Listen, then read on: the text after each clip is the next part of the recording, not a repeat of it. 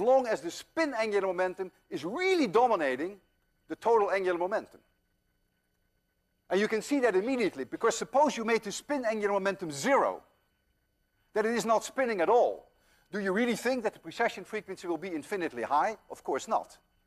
So this only holds in situations where the spin angular momentum is way, way larger than the angular momentum that you get due to the precession. So there are restrictions. When the wheel comes to a halt, when it's no longer rotating, you better believe it, then the thing will go clunk. There's no longer the precession mode.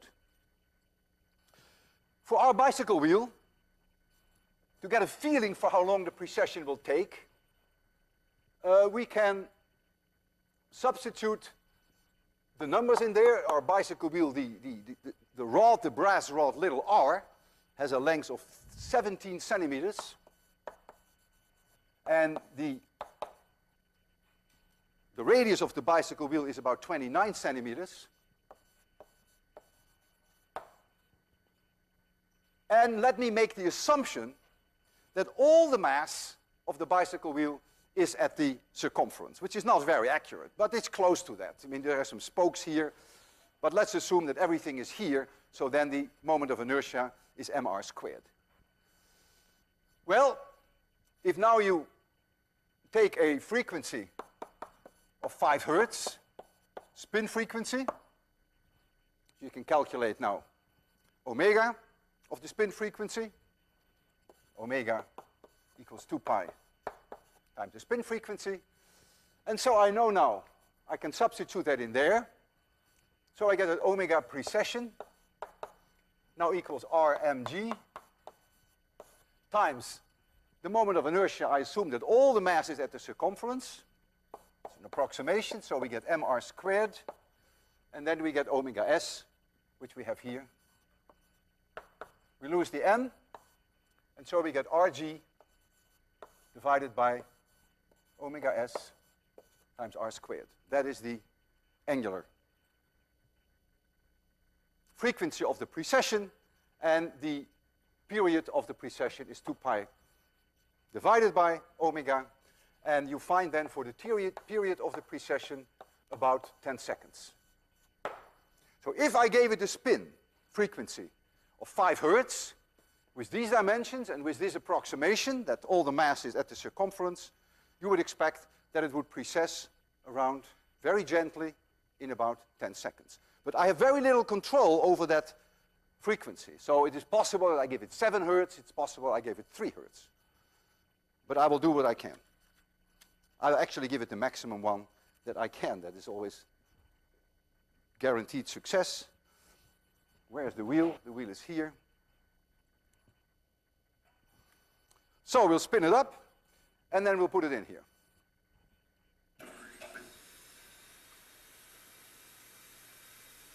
Notice the way I'm spinning it. I'm holding it away from you now. I'm going to change it and do it differently next.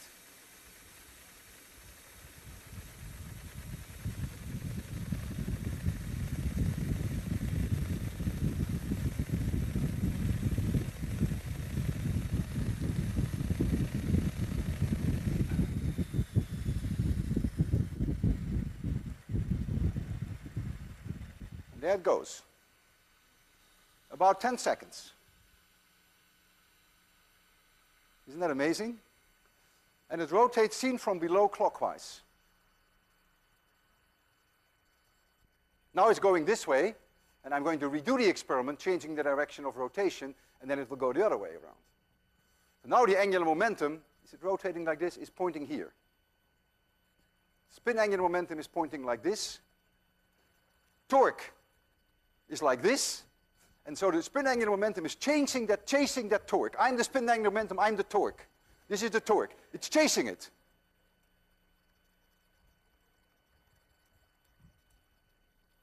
All right, so I had this in my right hand. That's all right. And now I will, so when I spin it up, that's right. So let me now change the direction. I'm turning it over, and I'm going to spin it up again.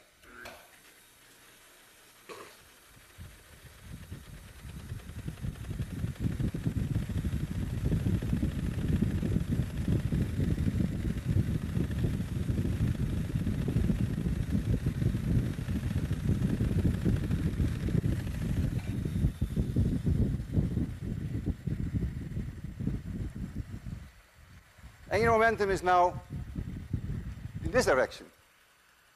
See, it's turning the other way around. Angular momentum is in this direction. Torque is now towards me.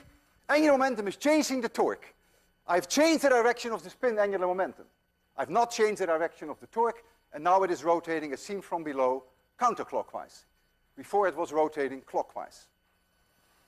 If I can increase the torque by putting some weight here on the axle, here I have this actually extends in our case, and I can put some weight on here, then I actually add to the torque, and then you will see that it goes faster. The precession frequency goes up. So I will put some weight on there. Oh.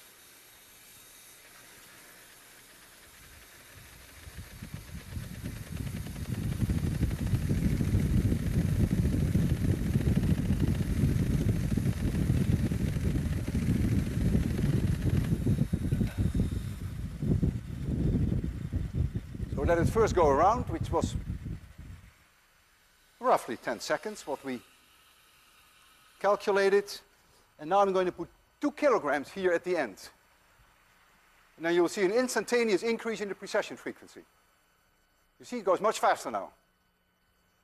I take it off, and then it goes back to its roughly 10 seconds. So what I have done is, I have increased this torque, but not at the expense of m.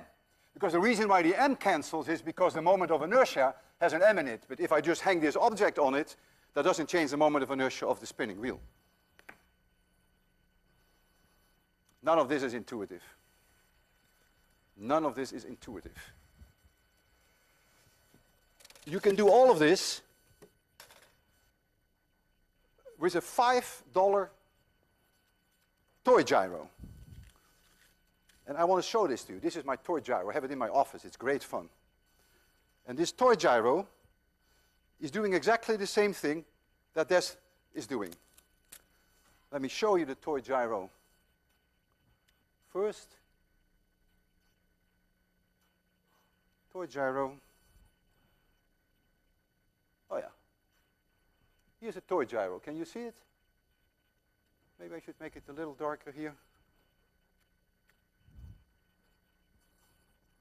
Can you see my toy gyro? Yeah? I'm going to spin it, and then I'm going to hang it exactly the same way that that was hanging. I'm going to spin it for those who are sitting close, and then putting it horizontally and hanging it in a string. And you see exactly the same thing is happening.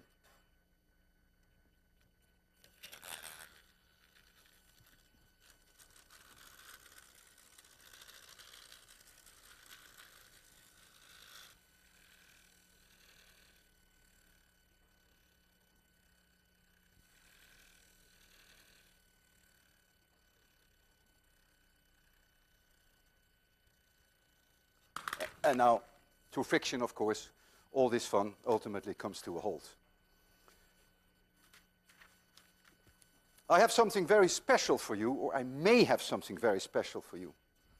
That depends on my helper, who is here behind the scenes. I hear him, he's there.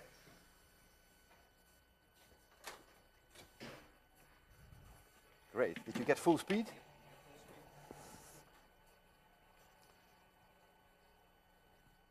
I'm going to the airport and get a little tired and ask one of my friends to help me. Would you please help me and just carry this suitcase for me around, pick it up, walk around a little, make some turns.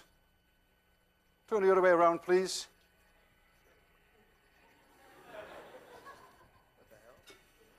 What the hell, eh? Yeah. Exactly. What are you doing, man? You're behaving so strangely. Make some more turns, man. We got to catch the plane.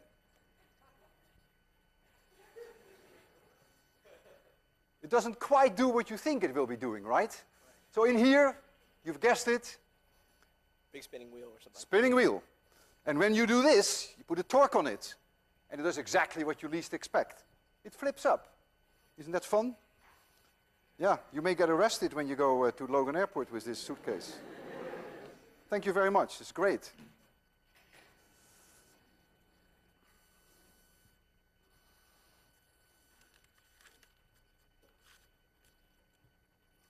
Spinning objects have a stabilizing effect. If you take a bicycle wheel, and we have one, and I put it here, and I do nothing, it will fall. No one is surprised. However, if I give it a little spin, then it doesn't fall. Why? Because it has angular momentum. It has spin angular momentum. And so it doesn't fall. And it's not only a bicycle wheel, look, nicely stable. Not only with a bicycle wheel, you take a quarter, and you put a quarter like this on your desk. You bet your life it will fall. Roll it, becomes stable. You give a spin angular momentum, it becomes stable. Take a top. You put a top on the table, it falls over. You twist it, you give it spin, and the top is stable. So spin angular momentum has the property of stabilizing things. And you will see that addressed in one of your assignments when I want you to address that quantitatively. This is the basic idea behind inertial guidance systems. In inertial guidance systems, you have a spinning wheel. At least in the days that the guidance systems had mechanical wheels. You have a spinning wheel, but that spinning wheel is mounted in such a way that you cannot put a torque on the axis of rotation of the spinning wheel. That's the way it's mounted. We call it three-axle gimbaled gyros. So the moment that you put a torque on it, the housings, in this case the yellow and the black housing, will start to rotate. And you never manage to get that torque on the spinning wheel. You never get it on this axis. And therefore, if now you put it on your boat or you put it in a plane, a missile for that matter, if you can never put a torque on the spinning wheel, and if the angular momentum for spin is in this direction, it will stay there forever and ever, assuming that we have no frictional losses. And if then the plane turns, the direction of the spin angular momentum will not change. But what will happen, of course, is that this yellow frame will rotate, or this black frame will rotate. And in these bearings here are shaft encoders.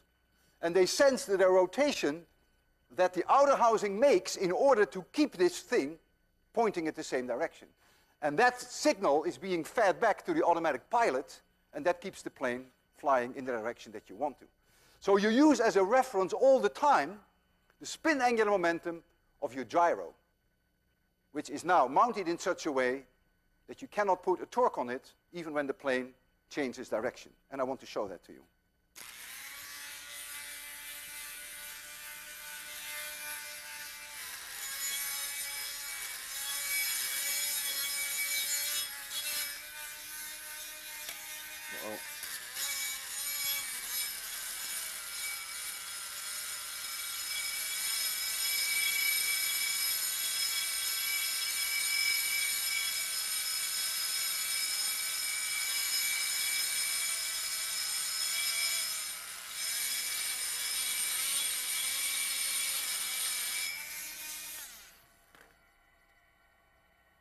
Okay, this is the direction of my spin angular momentum. And I'm the airplane. And I'm going to fly. Look at that spin angular momentum. It has no respect for me. It stays in the same direction no matter how I fly.